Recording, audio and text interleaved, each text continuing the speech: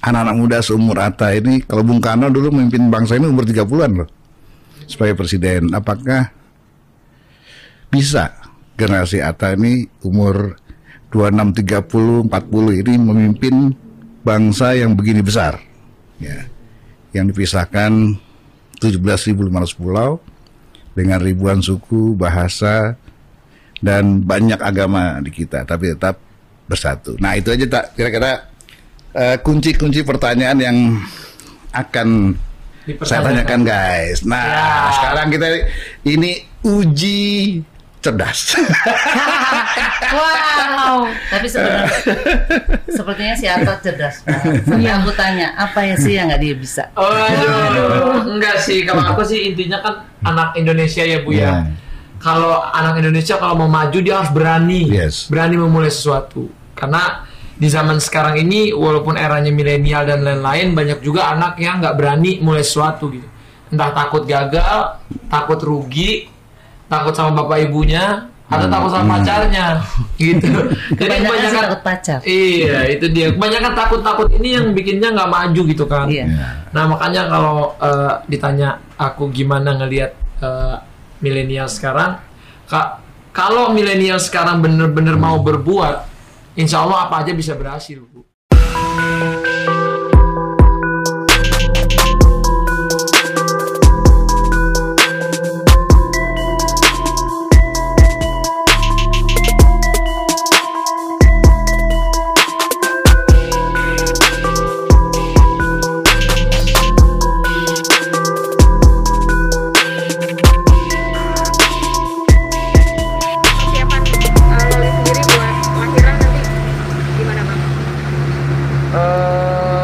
Bagus lah persiapannya ya. Sampai hari ini masih progres kan, setengah bulan ya, lahirannya masih 3 bulan lagi. Masih 4 bulan lagi, sorry. Ya masih 4 bulan lagi. Jadi persiapannya belum gimana-gimana banget, lebih jaga kesehatan aja sih. Kemarin habis posting hasil USG juga, mungkin perasaannya gimana Bang? Ya seneng lah ya, ada udah bisa ngelihat langsung kan, sekarang udah lebih jelas. Ya semakin berdoa yang terbaik lah untuk babynya. Udah mulai nendang-nendang, Bang Atta udah ngeliat juga ngerasa? Udah nendang-nendang, udah jajan juga kadang dan. Jajannya apa tuh Bang? Nggak tahu ya, itu anaknya apa ibunya sebenarnya. Tapi ada permintaan yang macem-macem gak sih Bang, gitu mungkin? Masih normal-normal aja, cuman lebih lebih suka jajan-jajan gitu aja sih. Bang, tapi waktu pas Abang pertama kali ngerasain gerakan si baby, itu pada saat kapan dan bagaimana? Ya pada saat itu di hari itu aku lihat terharu lah, rasa langsung kan. Jadi sering pegang-pegang perut istri. Bang Atta, sedikit dong, mungkin setelah menikah nih, sekarang mau punya anak juga, rezeki makin bertambah, mungkin ngeliatnya gimana sih? Ya alhamdulillah lah ya, namanya bener ya kata orang kan, keluarga itu bikin nambah rezeki bener, terus banyak anak banyak rezeki juga bener. Jadi menurut saya sih bersyukur lah ya. Nah Bang, setelah menikah mungkin cara sukses yang Bang Atta inginkan mungkin sudah tercapai kan? Mungkin apa aja sih gitu yang sudah tercapai setelah menikah mungkin? Ada goalsnya lagi nggak sih Bang gitu? Ya bukannya gimana-gimana sih, tapi lebih kayak senang lah ya, senang, bahagia. Kalau goals gimana-gimana ya, setiap anak kamu kan masih muda ya, masih banyak yang harus dikejar. Dan kalau sekarang lebih tahapnya pengen kerjain sesuatu tuh yang penting happy aja, mikirin keluarga juga gitu. Jadi nggak mau terlalu puyeng-puyeng, ambisinya diturun-turunin, nggak terlalu ambisi pengen ini pengen. Bang, biasanya kan sebagai ngalir aja calon ayah punya tuh kayak obrolan sama istri, kayak mau nanti kita mau bangun ngedidik anak kayak gimana ya gitu, punya plan-plan itu juga nggak sih Bang? Seperti apa gitu? Ya kita tetap harus sama anak, kalau bagaimanapun tetap tegas, nggak boleh nurutin apa aja anak mau dikasih, nggak boleh. Itu bukan berarti artinya sayang.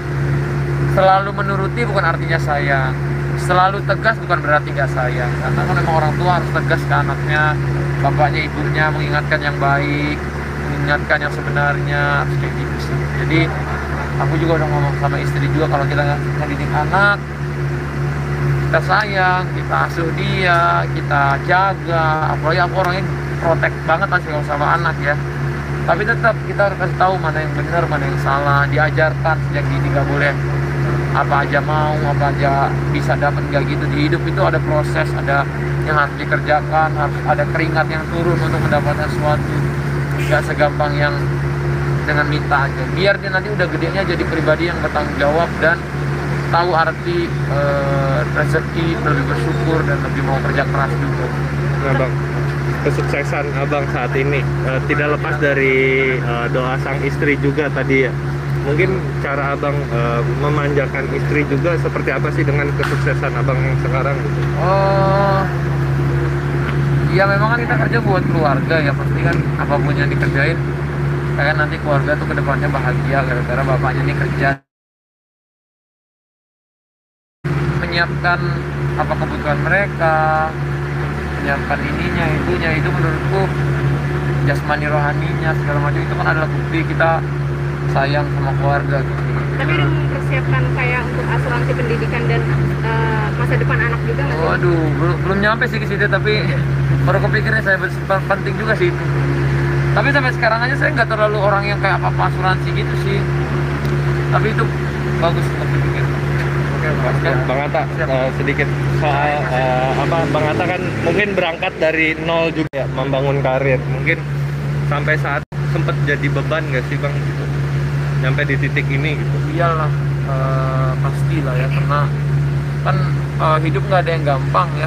Kita nyampe ke sini juga dengan stres, dengan pressure yang tinggi juga ya. Pekerjaan ini semua walaupun kita suka, tapi kan banyak cobaannya, banyak rintangannya, banyak jatuh bangunnya gitu. Jadi gimana tetap enjoy, tetap ya dengan dapatnya anak ini salah satu berkah lah. Jadi pikiran itu lebih tahu tujuan hidupnya gimana gitu ya.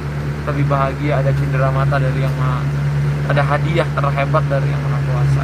Dan anak ini menghilangkan beban-beban itu. Dan anak ini termasuk yang menghilangkan capek dan segala macam. Oke, makasih ya. Oke, makasih semua. Sebetulnya makan malam biasa ya. Sebetulnya makan malam biasa yang juga dilakukan oleh seluruh keluarga besar dimanapun. Hanya memang ini 3 keluarga yang ya kalau kita bilang 3 keluarga memang Aurel kan memang sudah berumah tangga. Ya. Jadi alhamdulillah kami bisa berkumpul full team karena memang keluarganya Mas Anang dan Bapak sendiri sudah tanya Raul kapan masuk Indonesia, masuk Jakarta. Dan Asanti juga di terakhir acara 4 bulanan tanya terus gitu, Pak Raul kapan datang? Jadi kita memang alhamdulillah bisa sederhana seperti keluarga lain untuk bisa melakukan makan malam bersama walaupun apa ya di set yang nggak terlalu lama makan waktu, cuman justru alhamdulillah saya tanya waktunya masing-masing, alhamdulillah pada bisa, ya udah kita ketemu kan, jadi mencairlah semuanya dan itu mengalir aja. Itu berarti yang ngajak atau Aurel apa siapa Mi? Yang ngajak siapa? Azriel seneng Azriel kan? Yang ngajak siapa Mi? Azriel seneng, Aurel seneng. Jadi yang ngajak nih memang pure suamiku. Oh Raul. Iya. Memang saya memang sampaiin ke suami kalau memang mereka udah tanya semua gitu kan. Udah beberapa kali acara dari pernikahan. Iya.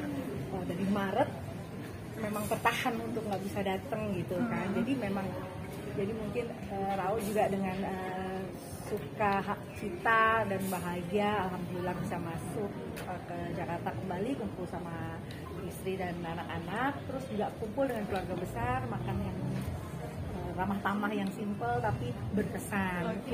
Mami itu rencana mau liburan katanya Mimi ke Portugal. Jadi apa yang akhirnya membuat Om Raul? Mi itu kan first time banget ketemuan.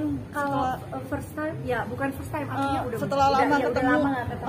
Jadi ya tambah mengalir ya, artinya semua kalau dari pria-pria suka bola, semua mengalir ngomongin bola, ibu-ibu ngomongin liburan, anak-anak juga yang anak-anak yang Asia sama Maura Kellen juga akrab, mereka kan juga sebelumnya ketemu main bola, jadi memang akan ada banyak kegiatan, jadi bukan hanya liburan ya, tapi kalau liburan ini kan memang udah jadi wacana yang lama sekali, memang anak-anak tuh ingin bisa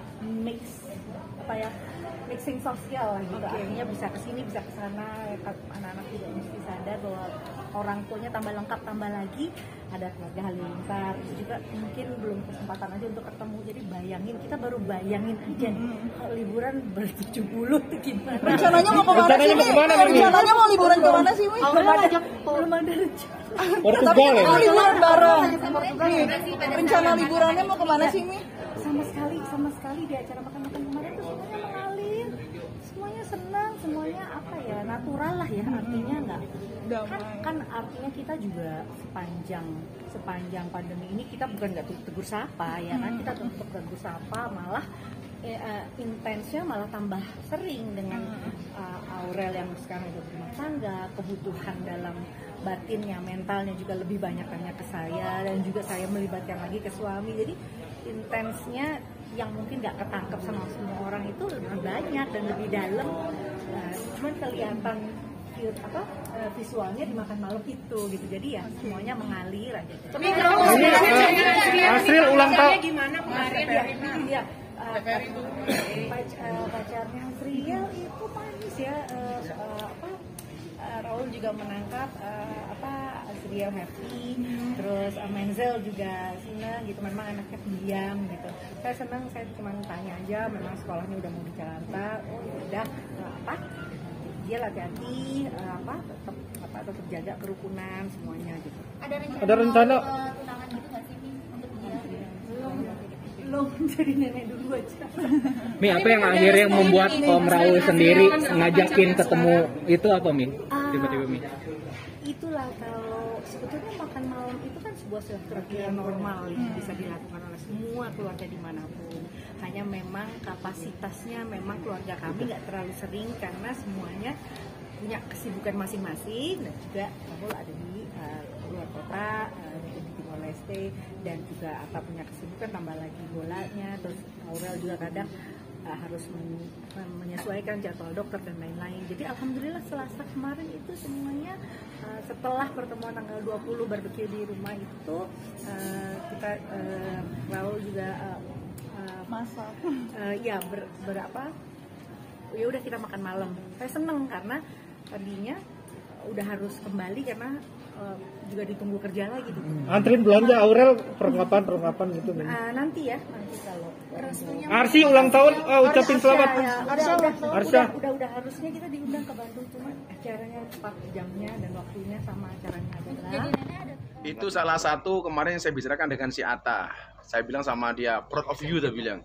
Kenapa? Bisa menyatukan 3 keluarga menjadi satu. Itu memang cita-cita Atta dari dulu. Makanya begitu kemarin terjadi pertemuan itu, keluarganya Kade, terus kemudian keluarganya Atta dan keluarganya Anang, itu bagi saya luar biasa. Dan ini rekornya si Atta. Itu betul-betul inisiatifnya si Atta sama si Aurel. Tapi pernah minta wejangan nggak sih sama Gus gitu. Kita kan hari ini karena saya sebagai penasihat AHPS Padi ya, akhirnya kita memang agak sering ketemu. Bisa seminggu 3-4 kali karena banyak hal yang kita bahas. Termasuk sepak bola, termasuk keluarga, termasuk besok rencana 7 bulanan itu, dan termasuk dia pengen bikin pesantren, dan termasuk usaha-usaha lain, termasuk Omah Asa ini. Bahkan tadi dia berinisiatif untuk membuat WA Group Omah Asa ala Atta. Padahal kita udah punya, dia buat sendiri dan kita dimasukkan. Adminnya malah si Atta sendiri. Saya pikir karena kita sering ketemu ya akhirnya banyak didiskusikan. Ya saya nggak kaget karena memang ada upaya untuk itu. Sebelumnya sudah ada cerita ke kan beberapa kali si Atta gandeng Mbak Kade untuk ikut nyanyi bareng, termasuk ketika peluncuran tim AHA itu sebagai langkah awal untuk menyatukan keluarga itu.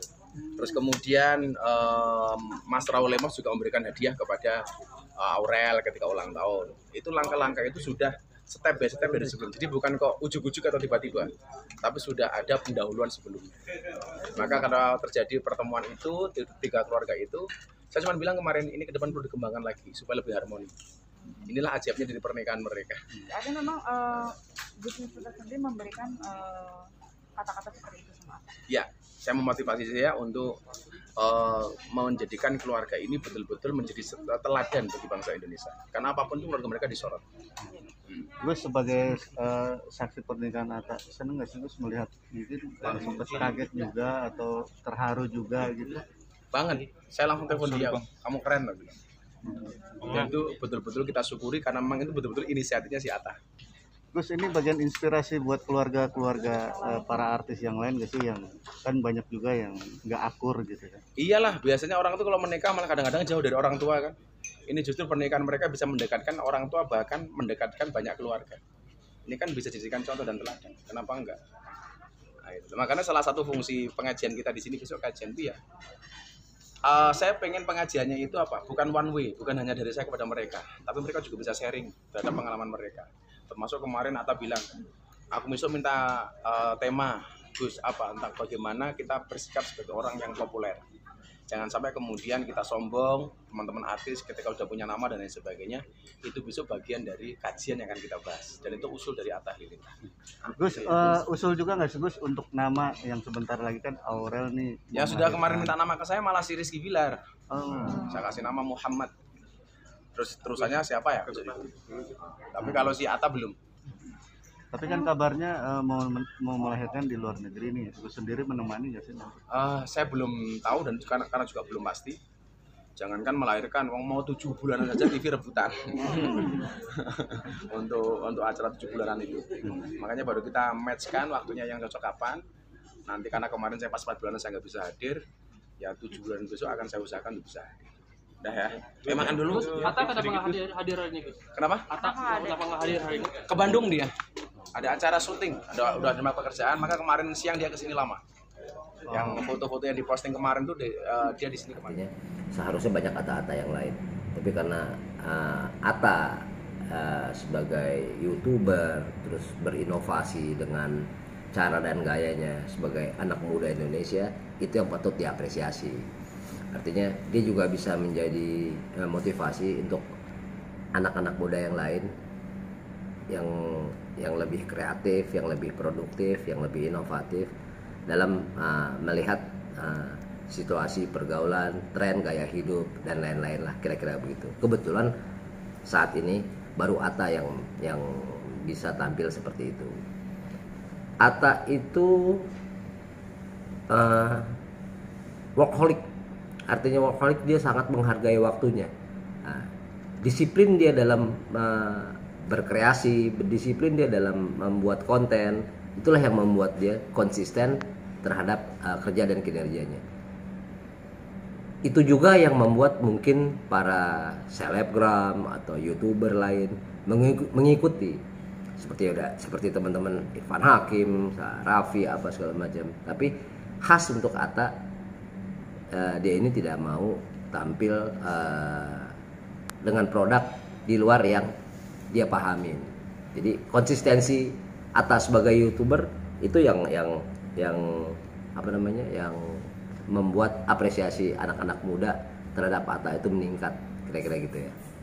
Ya luar biasa lah kemarin sama Atta ya di Jogja ya, di tempatnya Bagus Mita ya. Luar biasa lah, bagus lah.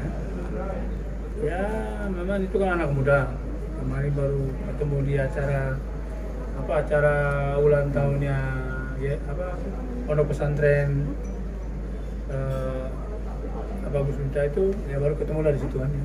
Di situ ya saya pintas ketemu di situ gitu. Sempat ada obrolan apa, mau bincang-bincang apa? Ada obrolan sih, tapi obrolan masalah kabar itu. Tidak tanya-tanya gitu. Mau ini kan Atta sebentar lagi menjadi seorang ayah. Mungkin ada doanya apa, mau? Kita semua mendoakan supaya menjadi seorang ayah yang baik, yang tanggung jawab kepada anaknya, memberikan nafkah, memberikan pendidikan untuk masa depan. Ya.